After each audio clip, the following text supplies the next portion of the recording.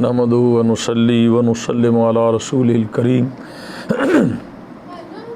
अम्मा बाद फ़ौज़ु बिल्लाहि मिनश शैतानिर रजीम बिस्मिल्लाहिर रहमानिर रहीम क़ाल अल्लाहु तबारक व तआला फ़िल कलामिहिल क़दीम बिलिसानिन नबिय्यिल आमीनिल करीम इन्नमा हर्रमा अलैकुमुल मैतता वद्दमा व लहमल खिंज़ीर व मा उहिल्ल बिही लिग़ैरिल्लाह सदक़ल्लाहु मौलाना अज़ीम।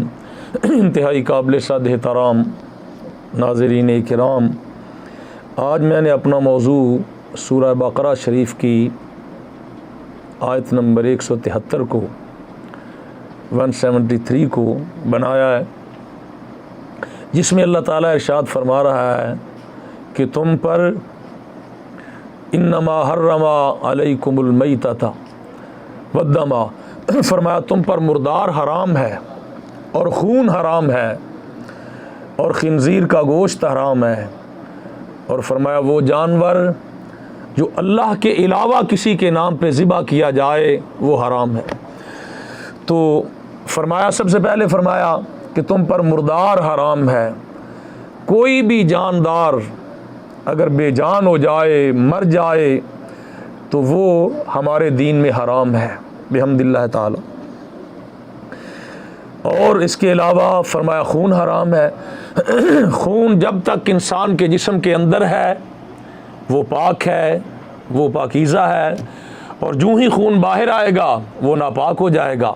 इसी तरह बेशक वो किसी हलाल जानवर का खून है, जब तक अंदर है वो पाक है, जब बाहर आ जाएगा वो नापाक हो जाएगा। तो लिहाजा जानवर हलाल है, लेकिन जब वो मर जाएगा खुद ब खुद वो अल्लाह की रज़ा से मर जाएगा बगैर ज़िबा किए तो वो हराम होगा। इसी तरह खून भी हराम है। लेकिन कुरान करीम की जो तफसील है वो रसूलुल्लाह सल्लल्लाहु अलैहि वसल्लम की ज़ुबान पाक से पता चलता है। कुरान करीम में अजमाल है, और इसकी अगर समझ ना हो कुरान करीम को तो फिर रसूलुल्लाह सल्लल्लाहु अलैहि वसल्लम के फरामीन हज़ूर सल्लल्लाहु अलैहि वसल्लम की इरशादात और आका कौनैन की हदीस पाक को पढ़ा जाएगा, फिर कुरान करीम समझ में आएगा। तो सभी मुर्दार हराम है, सभी खून हराम है, लेकिन रसूलुल्लाह सल्लल्लाहु अलैहि वसल्लम की हदीस पाक में मौजूद है, हजूर ने फरमाया कि तुम्हारे लिए 2 मुर्दार हलाल है और 2 खून हजूर सल्लल्लाहु अलैहि वसल्लम ने फरमाया हलाल है। वो 2 मुर्दार कौन से हैं कि वो 2 जानवर ऐसे हैं कि वो ज़िबा करने के अलावा भी अगर खुद ब खुद अगर वो मर जाएं, बेजान हो जाएं, तो उनकी जान निकलने के बाद आम तो फिर मुर्दार होगा ना, और ये 2 जानवर जो हैं फरमाया इनकी जब रूह निकल जाए, जब ये मर जाएं, बेजान हो जाएं, तो फरमाया ये तुम पर हलाल हैं। वो 2 मुर्दार कौन से हैं? एक तो वो मछली है कि मछली जब पानी से निकल आए, निकाल ली जाए और वो बेजान हो जाए, खुद ब खुद उसकी जान निकल जाए, ज़िबा ना उसे किया जाए बल्कि मछली को ज़िबा किया ही नहीं जाता, तो वो भी हलाल है। एक मुर्दार ये हलाल है। और दूसरा मकड़ी, जिसे हम टिड्डी भी कहते हैं, कि वो मकड़ी होती है, हमारे इलाके में तो शायद वो ना नज़र आए, अक्सर ऐसा होता है कई इलाकों में वो जब आती है तो फसलों को भी ख़राब करती है, फसलों को खा जाती है, काफ़ी वो मोटी शक्ल में होती है। तो वो टिड्डी मकड़ी जो है वो भी हलाल है। वो अगर ख़ुद ब खुद मर जाए, मारने के बगैर भी अगर ख़ुद ब खुद मर जाए, चूँकि उसे भी हलाल नहीं किया जाता, तो वो 2 मुर्दार जो फरमाया, एक मछली और एक टिड्डी मकड़ी, फरमाया वो तुम्हारे लिए हलाल है। ये तो अल्लाह ताला की रज़ा है, अल्लाह और रसूल की मर्ज़ी है। कुरान करीम में भी अल्लाह ताला ने इरशाद फरमाया, ये रसूल ऐसे हैं मेरे महबूब करीम सल्लल्लाहु अलैहि वसल्लम कि जिस चीज़ हलाल को हलाल करते हैं तुम्हारे लिए, और ख़बीस जो है ख़बीस चीज़ें जो हैं वो तुम्हारे लिए वो हराम करते हैं। ये हजूर को अल्लाह ताला ने तालीम फरमाई, और अल्लाह ताला ने अपने महबूब करीम सल्लल्लाहु अलैहि वसल्लम को इख्तियार अता फरमाया कि हजूर सल्लल्लाहु अलैहि वसल्लम जो हमारे लिए बेहतर समझते हैं, अल्लाह के रसूल वो हमारे लिए हलाल कर देते हैं। जो हमारे लिए नुकसानदेह हजूर सल्लल्लाहु अलैहि वसल्लम समझते हैं, हजूर सल्लल्लाहु अलैहि वसल्लम हमारे लिए वो हराम कर देते हैं। और 2 फरमाया खून तुम्हारे लिए हलाल हैं, बाकी सभी खून हराम है, बेशक वो हलाल जानवर का क्यों ना हो। जब हम ज़िबा करते हैं, जब वो खून निकल जाता है, बेशक वो कुर्बानी का जानवर क्यों ना हो, वो जो निकल जाता है खून वो हमारे लिए हराम हो जाता है। मगर हज़ूर सल्लल्लाहु अलैहि वसल्लम ने फरमाया तुम्हारे लिए 2 खून भी हलाल है। या रसूलल्लाह वो कौन से हैं? हज़ूर सल्लल्लाहु अलैहि वसल्लम ने इरशाद फरमाया, एक तो हज़ूर ने फरमाया कलेजी, جو بکرے کا، چھترے کا، گائے وغیرہ کا جو جگر ہوتا ہے جسے ہم کلیجی کہتے ہیں وہ حلال ہے، جمع ہوا خون حلال ہے۔ اور دوسرا تلی، یہ دو جو خون ہے کلیجی اور تلی یہ ہمارے لیے حلال ہے الحمدللہ تعالی۔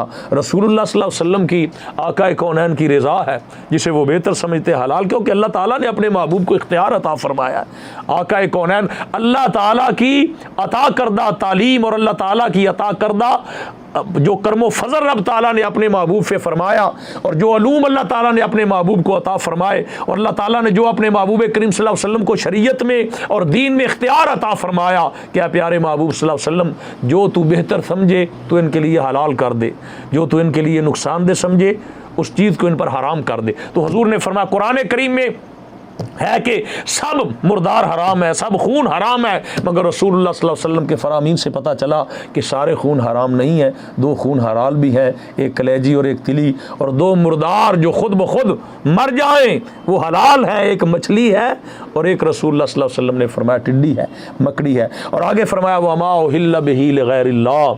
بعض لوگ اس بات سے یہ یعنی تاثر لیتے ہیں، اس کا ترجمہ یہ کرتے ہیں، اس کی تفسیر یہ کرتے ہیں کہ ہر وہ چیز جس پر اللہ کے علاوہ کسی کا نام لیا جائے وہ حرام ہو جاتی ہے، وہ خراب ہو جاتی ہے۔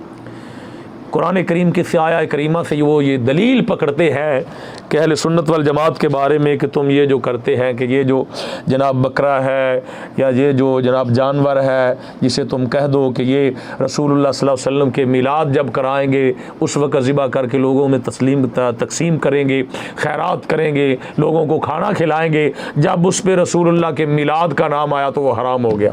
استغفر اللہ یاذ باللہ۔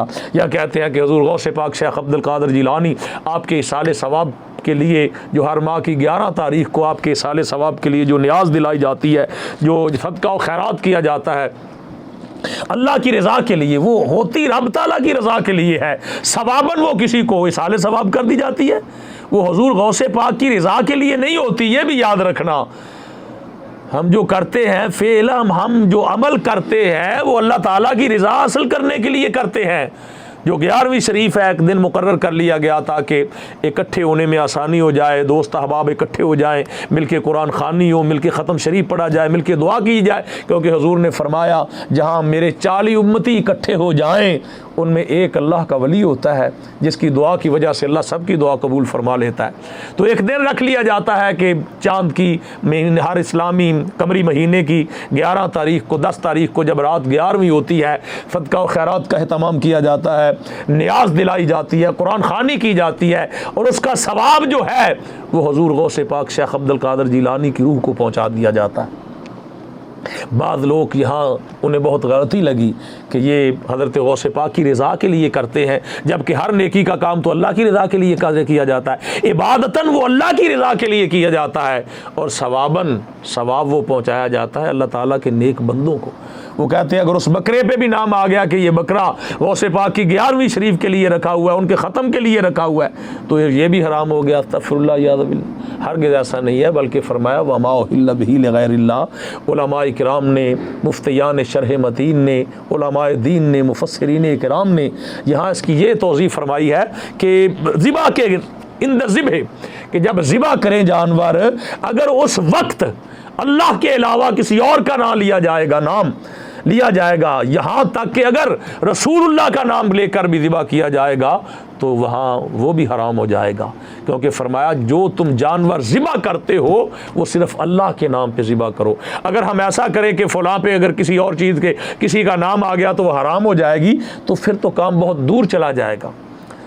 ہم جب دیکھتے ہیں یہ جی، حالانکہ اللہ فرماتا ہے ان مساجد اللہ، مسجدیں اللہ کی ہیں، ہم کہتے ہیں یہ جناب بریلویوں کی مسجد ہے، یہ دیوبند کی مسجد ہے، یہ وہابیوں کی مسجد ہے، یہ اہل تشیع کی مسجد ہے۔ جب مسجدوں پہ نام آ جائیں گے یہ تو شرک ہو جائے گا۔